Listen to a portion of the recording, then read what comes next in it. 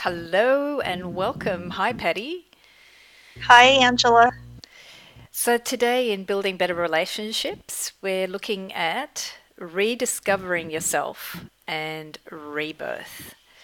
So, we had an interesting time coming up with this topic because I think, Patti, you were expecting a few extra people in your life at the time. Not you, you weren't expecting, but you're expecting some other small children that belong to your children. And Yes. and rebirth sort of popped into our heads as a topic that has many applications in our life. And rebirth is also an old idea. So today I'm going to be sharing some of the old ideas and how to apply it to modern relationships. And also Patty's going to look at how to take rebirth and the old ideas of rebirth and how to bring it to career transitions and what to do in transition.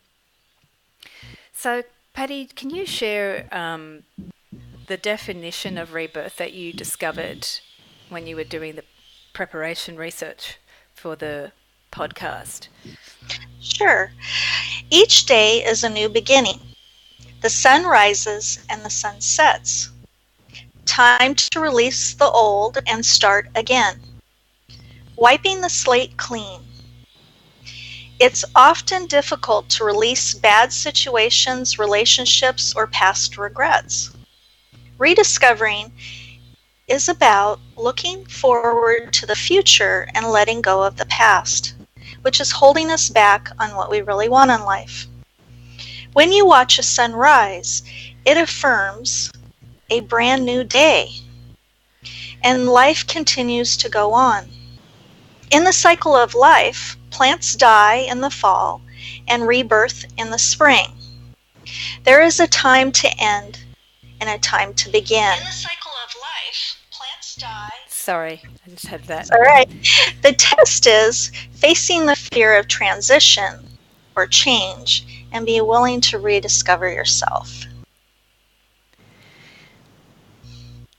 So that's the test part. So in there's so many pieces to that which I could break down, and today we're going to look at how to use some of the old archetypal meanings of rebirth to look at how to address life changes because everything's about change in modern life these days. It doesn't seem to be, I mean, that's one of the old Greek teachings that the only constant in life is change, but we're actually starting to experience that really rapidly. So, rebirth was always something that was connected to nature. I love how it's talking about the cycle of rebirth during the day. And rebirth is also represented through the cycle of the seasons. In Sydney next month in May, I'm going to be sharing a taste of how to start using the seasons, which is unique in each part of the world. If anyone's noticed the climate changing recently, one of the reasons we're seeing such dramatic climate change is because humanity in general is very out of sync with the cycle of our own rhythms. And that's been reflected in the environment around us. So I know a lot of people have other scientific theories, but from the esoteric point of view and the spiritual teachings, when humanity becomes out of sync with nature, we get disasters in the climate. And if you've been watching Game of Thrones recently, that's the whole one of the big mythic elements of Game of Thrones. When humanity becomes out of sync with each other, then the nature becomes a threat and becomes disastrous, actually. So, one of the things I teach in meditation is how to start aligning to the rhythms of nature through the seasons. So, I'm in Sydney, and that's the southern hemisphere, and we're moving into winter. We're still in autumn. And in the northern hemisphere, you're in spring. So you're around the Easter season, you're discovering so much around that rebirth that comes through spring. So any time we're looking at the cycles of nature as well, you can look at how you're working with those cycles. It doesn't mean that you have to always be in sync with the cycles. And I'm going to look later on how to start using your connection to the cycles within your life, because nature has cycles, but also life has cycles. And Patty's going to look at that in some really interesting cycles that happen through our changes in career or our changes in life, which create dramatic shift in cycles. It's kind of like, when you go to school and you get to grade 6 and you've got to change schools. That's a huge life cycle for modern kids. Kids in the past didn't have that transition. But in the past, a lot of kids had a transition that's represented by the bar mitzvah or by other cycles of growth into puberty. So we sort of do it in modern culture from grade 6, and there's a change to a new school. So that's where we're trying to connect to those cycles of change in our life. So the other piece I wanted to share is a constant rhythm in our nature of our culture, which comes from the seasons of time that comes from agricultural society. So, Patti, I was wondering if you could share that chapter or verse from the Bible where it talks about the seasons of change in our culture of civilization. Be happy to. To everything there is a season, and a time to every purpose under the heaven. A time to be born, a time to die, a time to plant, a time to pluck up that which is planted, a time to kill, and a time to heal, a time to break down, and a time to build up, a time to weep, and a time to laugh, a time to mourn, and a time to dance, a time to cast stones, and a time to gather stones together, a time to embrace, and a time to refrain from embracing, a time to get, and a time to lose, a time to keep, and a time to cast away, a time to rend, and a time to sow, a time to keep silent, and a time to speak, a time to love, and a time to hate, a time of war, and a time of peace. It's so interesting because in our modern culture, I think we're so averse to things like hate. When they said a time to hate, I can't think that people would say, yeah, it's a good thing to do. There is a time to hate. We're so adverse to having strong negative emotions. We think that's a bad thing or a wrong thing. But in fact, what that Bible verse is suggesting or offering us an opportunity to contemplate is that you will have negative experiences in your heart. You might have hate in your relationships. You might we have an upcoming topic about hate for your boss. That's a part of moving through big things in our lives that we have to literally experience, perhaps through emotions that may feel negative and they may feel bigger than we are. The emotions might feel all-consuming as well. So I wanted to address an old concept or practice from agricultural society. And remember that the biblical verses were written when everybody, except for the really rich, were involved in agricultural practice. You woke up when the sun rose, you went out and you tended the crops or you tended the fields or the animals. To some degree, everybody was dependent on that, even the nobles and the rich. And one of the concepts from agricultural society that developed was that the soil itself needed to be left alone at some period in the year, and it's called leaving the soil to go fallow. So in that Bible verse, it's saying there's a time for everything, but it doesn't mention this period of where there's a transition point. And I think today what Patti and I are going to be sharing with you are about how to become agents of that transition from when you have maybe a big career shift or a big relationship block or obstacle or challenge, and how to allow this point of transition to then allow rebirth to flourish. So in the fallow period, the field and the soil was literally left alone. And you might have heard of the concept crop rotation. I always thought that was a strange something I heard in the young ones in the 80s for the first time. don't laugh, I used to watch the young ones, and that's how I heard about crop rotation. So crop rotation was literally a concept used by also Aboriginal Australians, which they did by literally Aboriginal Australians would use a piece of land and then move to another piece of land to allow that land itself to regenerate.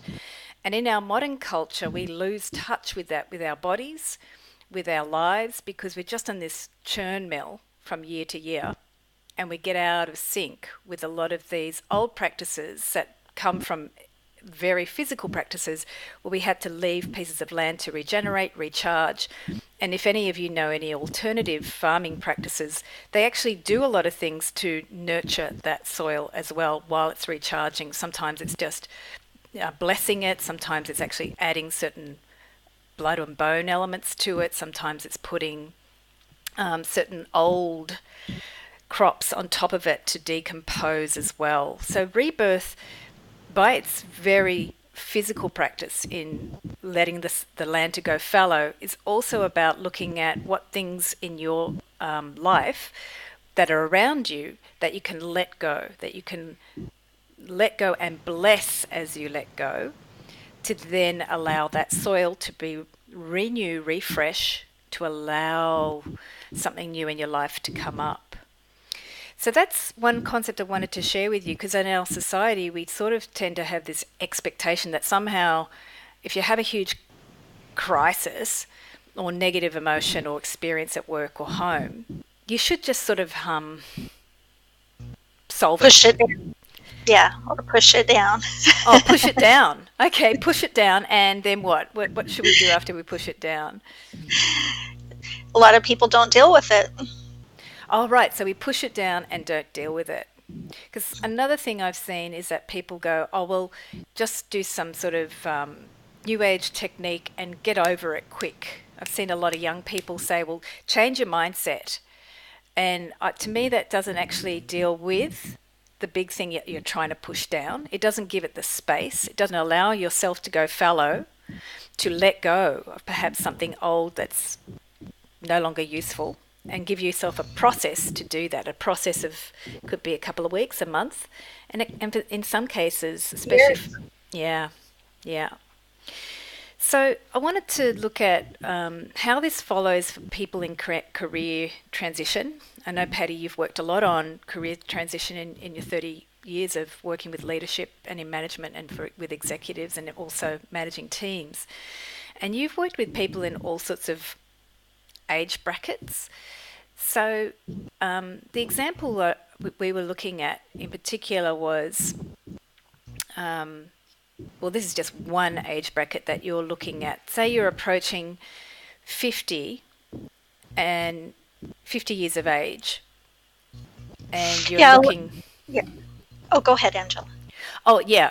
I wanted you to jump in and just share about that age bracket. Okay, so a lot of us, when we turn 50, we're in a transition. Our kids are moving on. They're grown up now.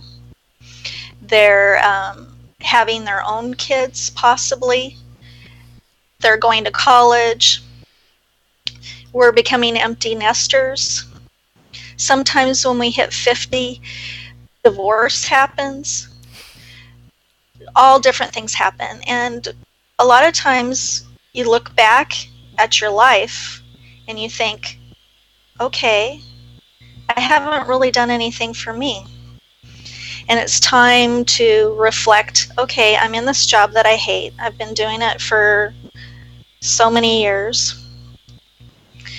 What's left for me? Where am I going? What's happening to me? Why am I feeling this way? You talk to people that are close to retirement, and it's really hard for them to figure out why they're feeling the way they are. They have these mixed emotions, some good, some bad. When you're looking back and you're thinking of all the things that you've done in your life, the good, the bad, and the ugly, and you're thinking, I just can't do this anymore. This is where transition comes in. and you think about, okay, where do I want to go from here? Some people, when they get to the empty nesters, they focus so much on their children that they gave up everything that they enjoyed in life because they were so busy focusing on their children. And they can go into depression. It's really good to start when your kids get older, getting a hobby, thinking about what am I going to do after they leave? Have friends, enjoy your family, do things that make you happy.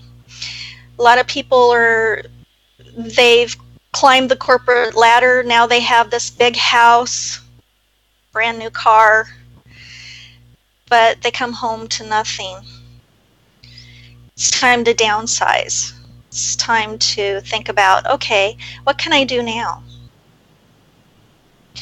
Can I make this change? Am I willing to take that leap of faith and do something different? And what is that something different? Do I get a hobby? Do I find another job? Do I go back to school? All of those things to do a career transition or even a life change. Patti, when you were talking about the empty nesters or parents or someone in their 50s, and I think this can happen for those in their 40s too, when they get depressed because they've given everything to their kids and they're suddenly realizing, oh, my kids are not talking to me anymore, they've got a life, I'm no longer important. What is, in your experience, what has been the cause of the depression? What has been the thoughts?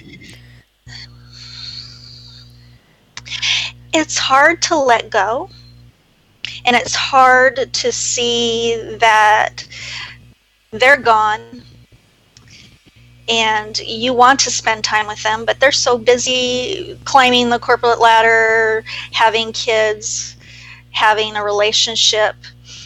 They're busy in their own lives and trying to make time for you. People go into a little bit of the empty nester feeling that they've lost. They're Ah, grieving. They're grieving. I've lost my babies. And that can be really heartbreaking. right. That helps Yeah. me understand because it's a thing about that the focus or the feeling is of losing something. And I think sometimes people don't understand that that's an important preparation because Yeah. you're going to be losing things all the way through life, and sometimes your children are the biggest teachers about that.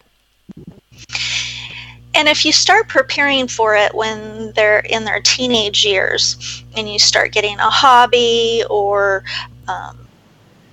and start breaking away easily, it won't be so much of a shock and you won't go into that depression or anxiety about losing your child. And us as parents, we're there to raise them and to leave the nest and to have great lives and be happy and be excited about them having a career and children and all of those things. And then being a grandparent is the most wonderful thing you can ever experience. It's so much different than when you're raising your kids. Patty, you teach a lot about work-life balance as well, and this idea of getting a hobby. I haven't heard about it in your program, but what it's bringing up for me is a question around why do we, in general, get to a sort of midlife and sort of think, oh, everything should be about my kids or what have I created, but we don't think about something new. We're more focused on maybe identifying ourselves as the past and what we brought into the world or what we did in our career, but we're resistant to maybe getting a hobby. Why do we kind of behave like, oh, I don't want to do something new? What do I do? We get lost in a way. Yes, we're so busy with the day-to-day that we don't take time for us. And we feel guilty if we do, because there's so much to do, and taking time for yourself doesn't seem justified. But if you don't, burnout happens, and burnout happens fast. And a lot of people get burnout when they hit 40, 50, 60. And it can also cause physical harm to your body as well. People start having panic attacks, anxiety, actually having a heart attack. Those kind of things start happening when you hit burnout. And you've mentioned one of your blog posts in the description, and it brings up this idea of lifescaping. So can you talk about the lifescaping as a strategy? What is lifescaping? Yes. What's holding you back in life? We're so busy with everything else that we're ignoring everything around us and ignoring ourselves. And that is what lifescaping is you may be avoiding things that you need to address. And a lot of times when we're in a career that we no longer like, that we just like going to work every day, and we're hitting that snooze button, we're lifescaping because we're not dealing with it.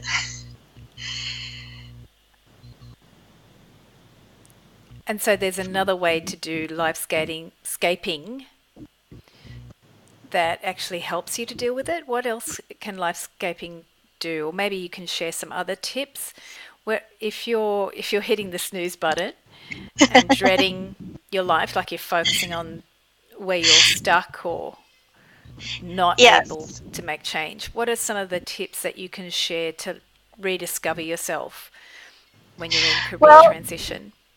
one of the things that I do talk about is making a career journal. And that you can start in your teens through your whole life. And a career journal, you kind of you put all of these different things through your career, and what you like, what you don't like, all of those things to guide you. So when you get to your 50s and you're thinking, oh, I wish I had done this, you have some things to pull from or draw from or work towards. Also, what I recommend is you brainstorm about your career goals and ideas constantly. Think about, am I happy here? Am I making a difference? You also, if you're really, really serious, hire a career coach to get you to where you want to be. Have a strategy, have a plan, go back to school. When you know, just like me, I started 5 years into before I retired. I went and got my certification in into coaching. I had a plan. I had an exit plan. I knew where I was going, and so that I wouldn't get to where I didn't know where I was going. You know, get advice from mentors. If you're on a career path where you want to continue to keep moving up, or you see somebody that you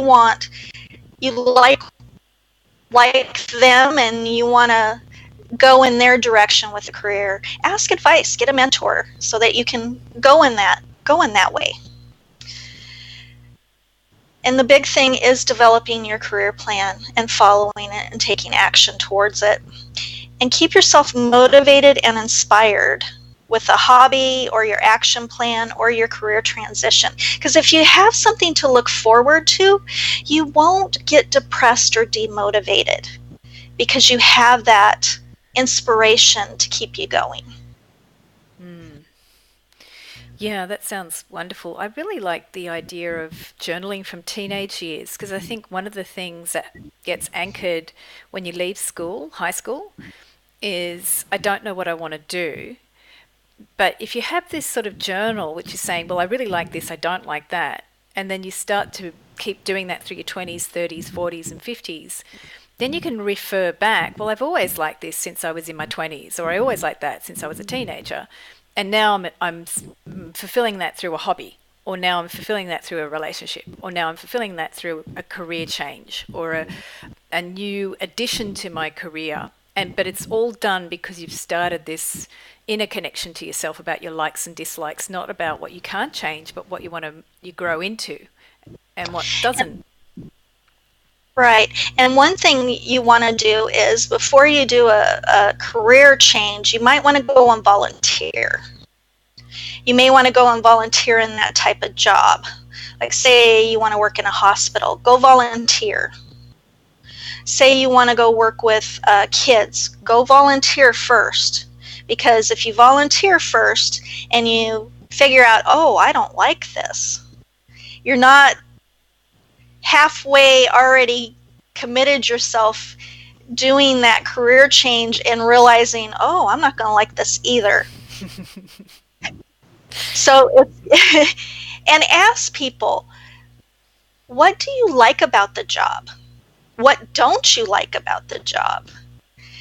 And when you're volunteering and you're making connections, and people are going to be honest with you, and that's going to tell you, do I want to do this or do I not want to do this? Yeah. And in the future, it's going to be quite likely people are changing so many careers. So for me, the career journal works like an anchor or a self reference point because society is changing faster and faster. And you can also just rely on society to determine your life. But if you can get a sense of what am I wanting to create, or what gives me pleasure, or where can I share myself and have the most impact, that's going to give you a stronger way to navigate periods of change and transition. Right. And a lot of people will start with a hobby and realize, oh, wow, I really enjoyed this. I want to do this for a living. Or they go and volunteer for something and they say, oh, I really enjoy this. I want to do this for a living. And then you start putting your action plan together and your steps to get there.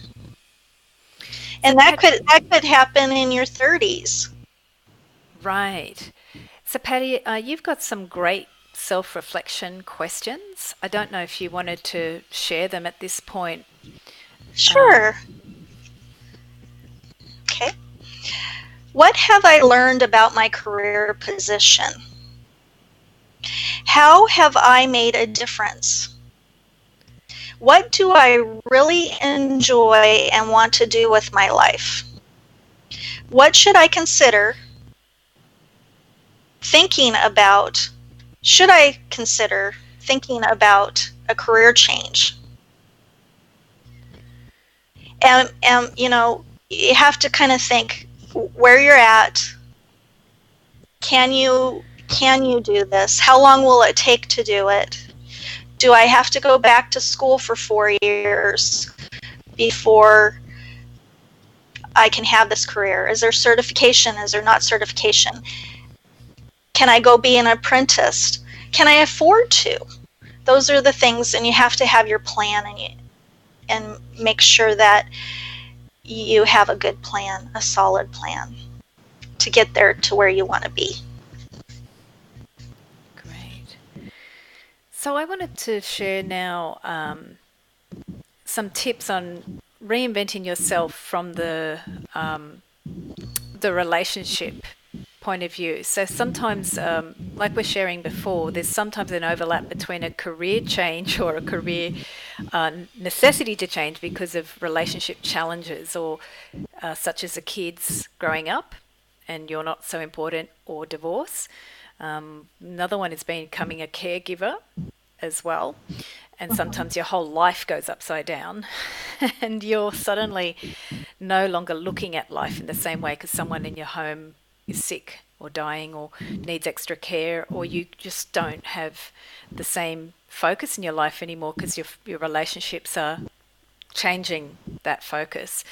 So one of the strategies I wanted to share on if your relationships are turning in a direction that seems traumatic, chaotic, not the way that you feel you want, and you need to rediscover how to address not just your relationship but yourself.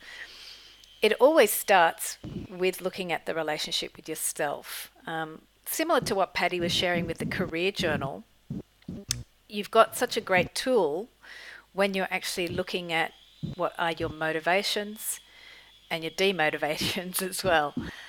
So I'm going to look at some tips on how do you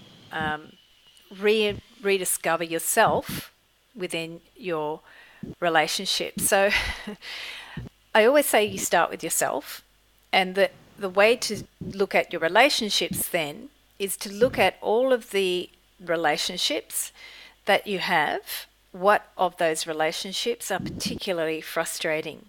So some of you, it might be all of your relationships, right? There might be some relationships sometimes in your life where all of your relationships seem to be frustrating. That's okay.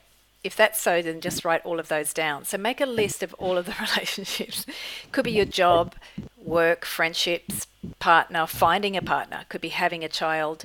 It could be as a parent or as a grandchild of, a daughter or adult daughter or son of a parent. Could be being a carer.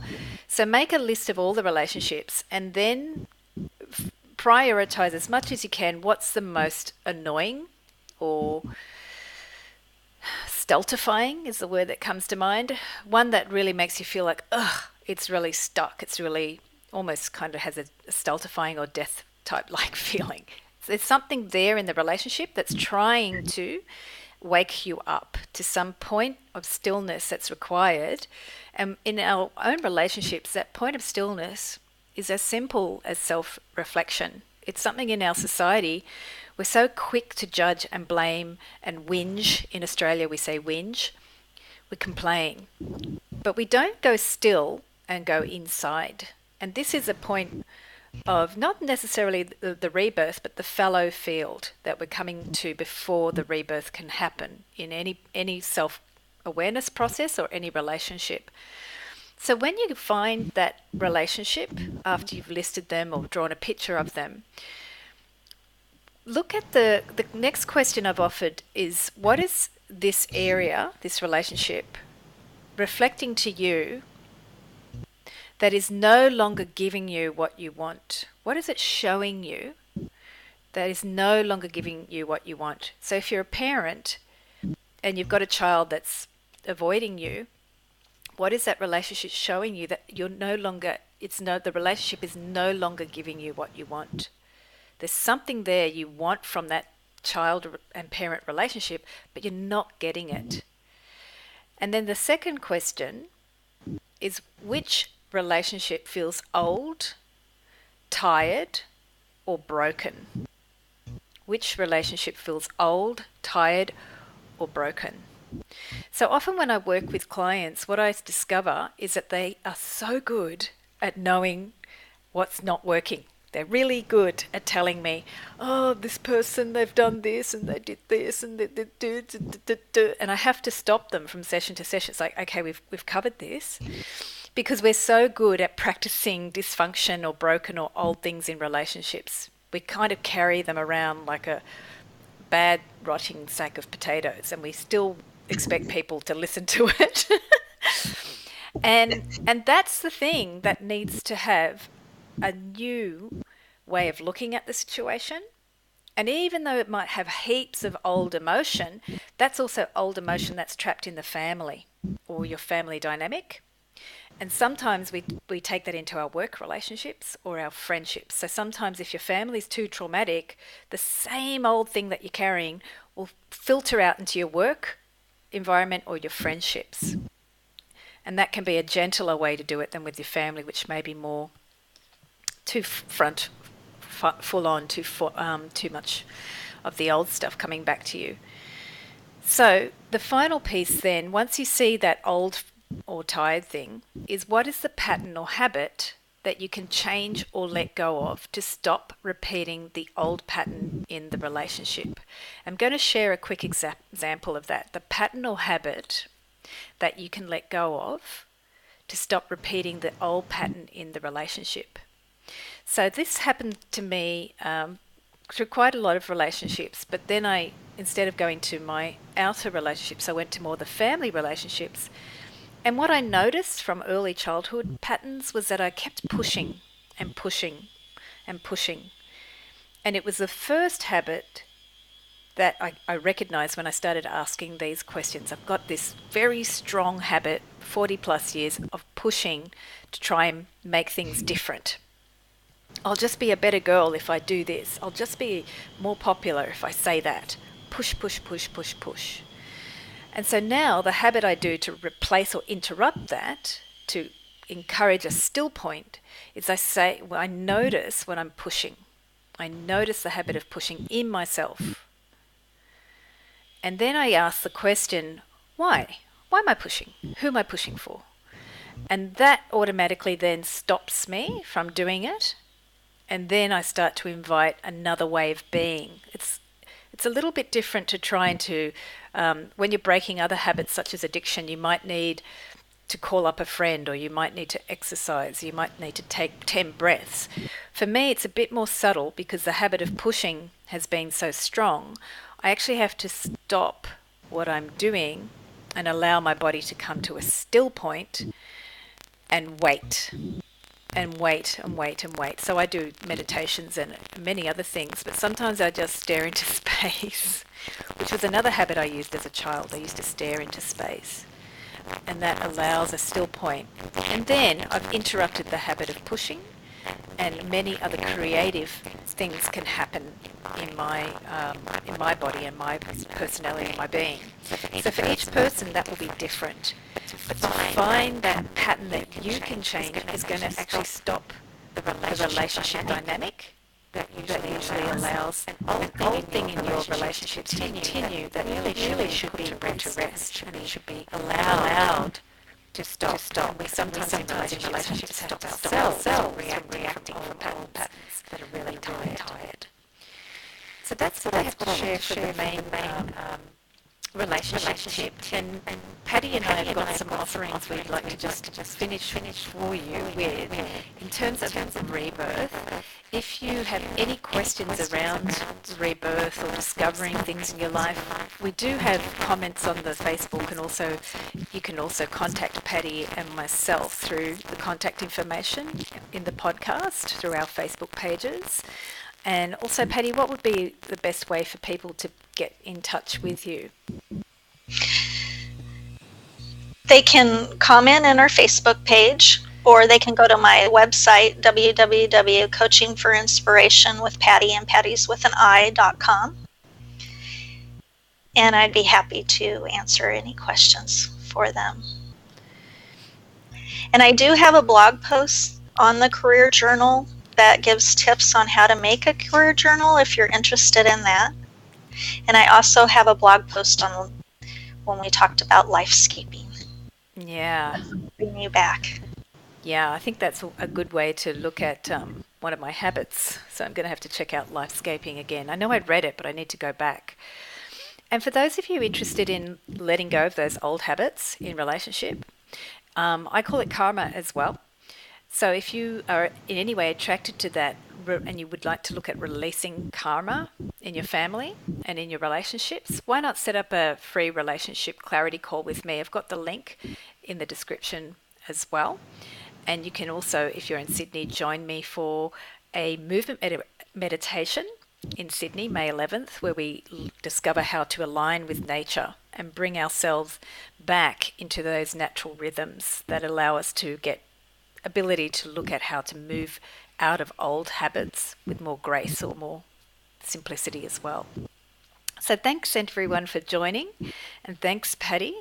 This has been an interesting topic. Yes. Thank you all for listening, and thank you, Angela. Okay. Thanks everyone.